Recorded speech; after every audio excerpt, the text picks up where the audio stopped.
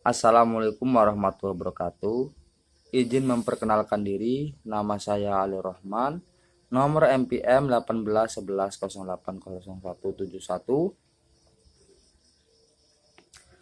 kelas 5F, semester 5, Prodi Bimbingan Konseling Pendidikan Islam, Fakultas Tarbiyah dan Keguruan, Universitas Islam Negeri Raden Intan Lampung.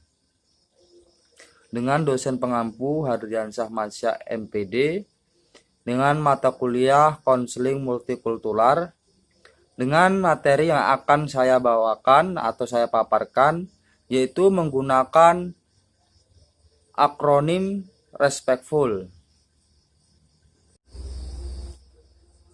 Baiklah, di sini saya ingin memaparkan mengenai materi akronim respectful, di mana model konseling respectful ini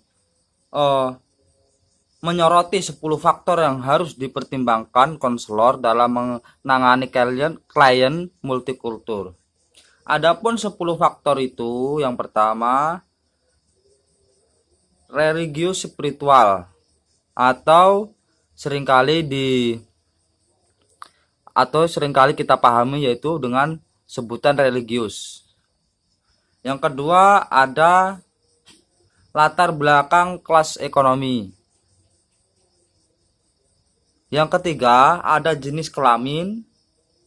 Yang keempat, ada perkembangan psikologis. Yang kelima, ada etnis dan atau identitas rasial. Yang keenam, ada disposisi kronologis. Yang ketujuh, ada trauma dan ancaman lain terhadap kesejahteraan pribadi mereka. Yang ke-8, ada sejarah keluarga. Yang ke-9, ada keunikan karakteristik psikis. Yang ke-10, ada bahasa dan lokasi tempat tinggal yang dapat berdampak dalam proses layanan.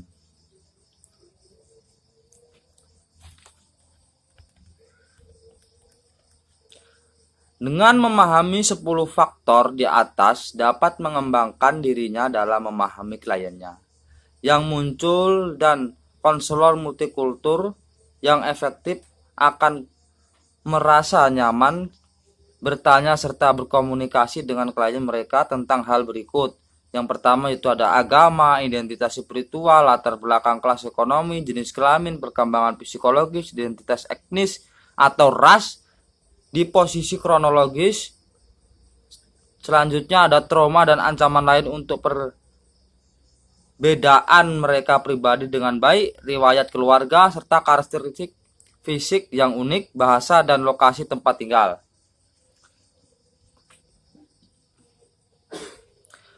Di sini saya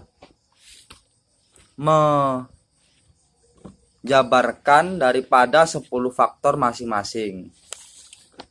Yaitu ada tadi faktor yang pertama, agama atau identitas spiritual. Di mana agama ini sangat berpengaruh penting terhadap cara kita atau model kita untuk memahami si kliennya itu tadi. Seandainya kita ada berbeda agama, terus berbeda keyakinan, itu akan sangat susah bila mana kita tidak bisa berbaur atau memahami agamanya, walaupun kita dengan batasan atau dengan ketentuan tetap dengan keyakinan masing-masing. Karena apa? Bila kita bisa memahami agama mereka seperti itu, keyakinan mereka seperti itu, tentunya kita bisa memahami karakteristik atau keyakinan mereka, sehingga kita bisa dekat dengan mereka, sehingga kita bisa melanjutkan pendekatan-pendekatan khusus lainnya untuk memahami psikis dan lain sebagainya. Selanjutnya poin yang kedua, yaitu adalah latar belakang kelas ekonomi. Nah, di setiap daerah, di setiap wilayah, di setiap pulau tentunya memiliki perekonomian masing-masing atau perbedaan perekonomian masing-masing. Di dalam satu sekolahan atau di dalam setiap orang tentunya memiliki perekonomian yang berbeda-beda walaupun dalam kategori sama.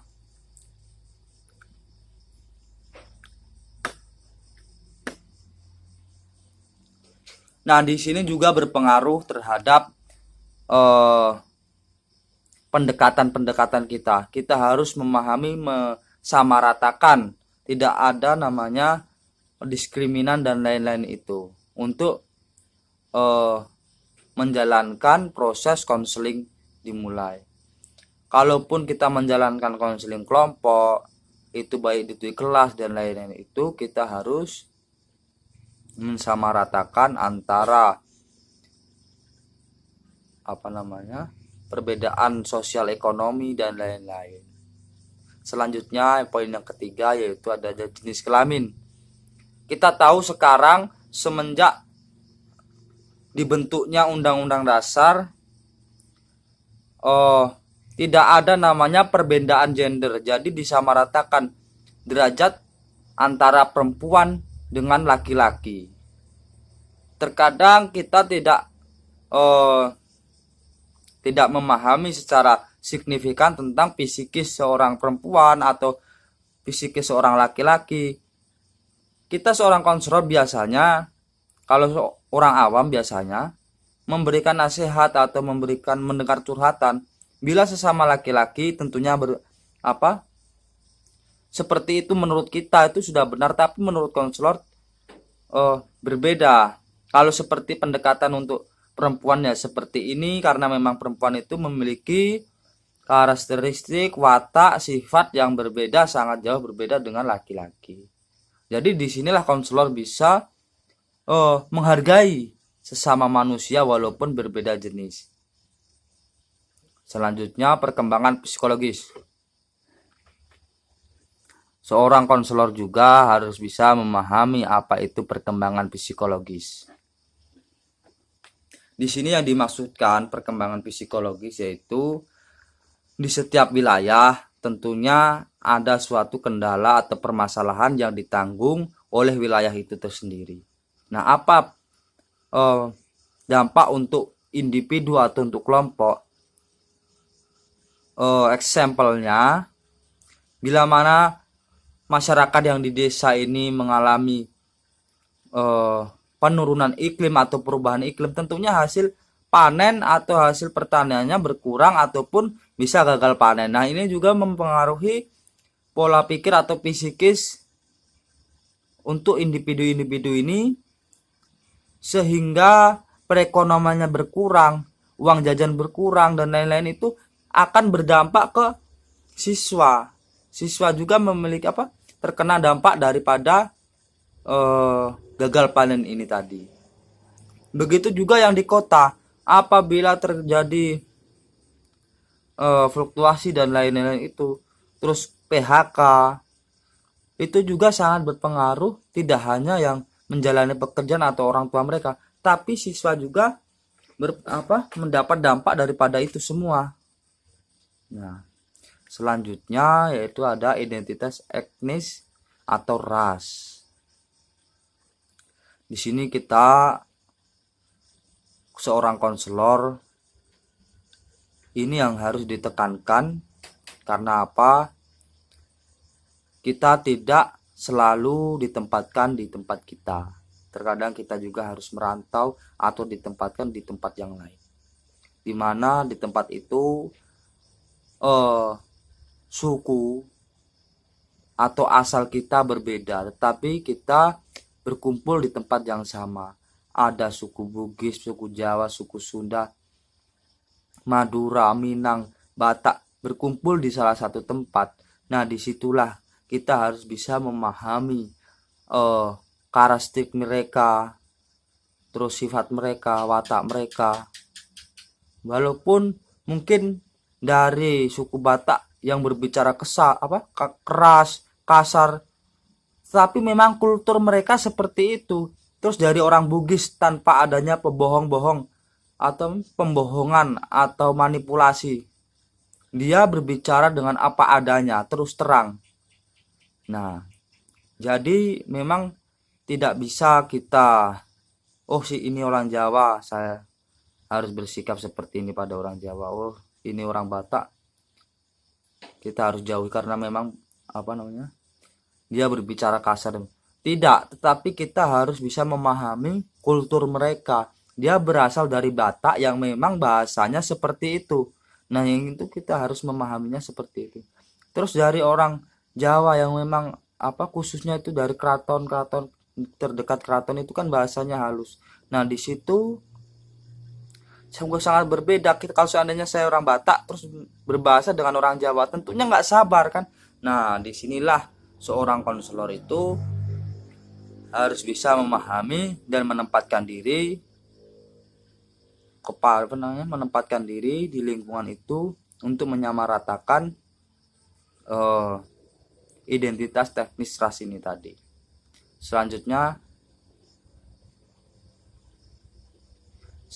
di disposisi kronologis. Disposisi kronologis ini hampir sama pengertiannya dengan disposisi kronologis. Disposisi kronologis ini adalah suatu tempat atau wilayah tertentu yang memiliki suatu memang bencana atau permasalahan yang memang menjadi permasalahan dan berdampak kepada masyarakat itu, sehingga konselor punya inisiatif untuk menangani secara global permasalahan itu. Yang selanjutnya ada trauma dan ancaman lainnya untuk keberadaan mereka pribadi dengan baik. Ini menyangkut disposisi kronologis. Contohnya kayak di Aceh, yaitu ada suatu bencana alam, atau di dekat Gunung Merapi yang sudah meletus. Nah, itu suatu ancaman, menyebabkan trauma yang mendalam, sehingga mereka merasa takut bila ada tanda-tanda dan lain sebagainya. Itu membuat psikis tidak tenang, tidur tidak tenang, dan lain-lain. Itu berpengaruh kepada kesehatan dan ngedrop, sehingga bisa menyebabkan penyakit dan lain-lain. Selanjutnya ada riwayat keluarga. Nah, di sini juga konselor juga harus memahami riwayat keluarganya. Tidak hanya seorang individu yang bermasalah saja yang kita pahami masalahnya, tapi kita juga memahami kultur atau riwayat keluarga tersebut. Kenapa keluarga harus kita pahami? Karena sumber permasalahan itu bukan hanya dari pribadi, tetapi bisa dilihat dari lingkungan. Tapi yang pertama kita bisa lihat dari keluarga, lingkungan, sekolah. Nah, jadi intinya itu keluarga menjadi sorotan untuk kita cari tahu timbul permasalahan-permasalahan yang dihadapi oleh individu yang bermasalah atau klien kita ini tadi. Selanjutnya yang terakhir selanjutnya itu ada karakteristik fisik yang unik. Nah, di sini ada namanya karakteristik fisik, menyangkut fisik. Kita menghadapi klien yang berbagai macam-macam bentuk fisik. Ada yang cacat mental, ada yang cacat fisik, ada yang memang bermasalah setelah dia mengalami ada yang memang dia mengalami gangguan ketika dia sudah mengalami masalah, trauma dan lain-lain. Nah, ini bentuk fisik ini juga sangat berpengaruh oleh fisikisnya. Seandainya ada anak ABK atau anak berkebutuhan khusus, baik itu cacat fisik seperti buta, tunarungu, tunadaksa, tunagrahita, dan tunalaras dan lain-lain, itu juga membentuk suatu menurunnya suatu mentalitas seorang penyandang disabilitas ini atau anak berkebutuhan khusus ini. Maka dari itu seorang konselor harus bisa memahami bentuk fisik serta memberikan keyakinan yang kuat untuk orang-orang yang memiliki memang bentuk fisik yang unik, tidak sama seperti yang lain atau teman-teman mereka sebayanya. Bahasa selanjutnya ada bahasa dan lokasi tempat tinggal. Yang terakhir ini adalah bahasa. Bahasa juga menentukan cara kita untuk berkomunikasi kepada klien. Seandainya klien ini tidak bisa berbahasa Indonesia menyampaikan masalahnya, kita juga harus memahami isyarat-isyarat tertentu untuk kita memahami permasalahannya itu tadi. Tempat tinggal, yang dari awal sudah saya jelaskan, tempat tinggal baik di desa maupun di kota, kita harus bisa menempatkan diri karena permasalahan mereka itu sangat berbeda-beda. Mungkin itu saja pemaparan singkat dari materi respectful counseling multikultur. Lebih dan kurang saya akhiri. Wal taufiq wal hidayah. Assalamualaikum warahmatullahi wabarakatuh.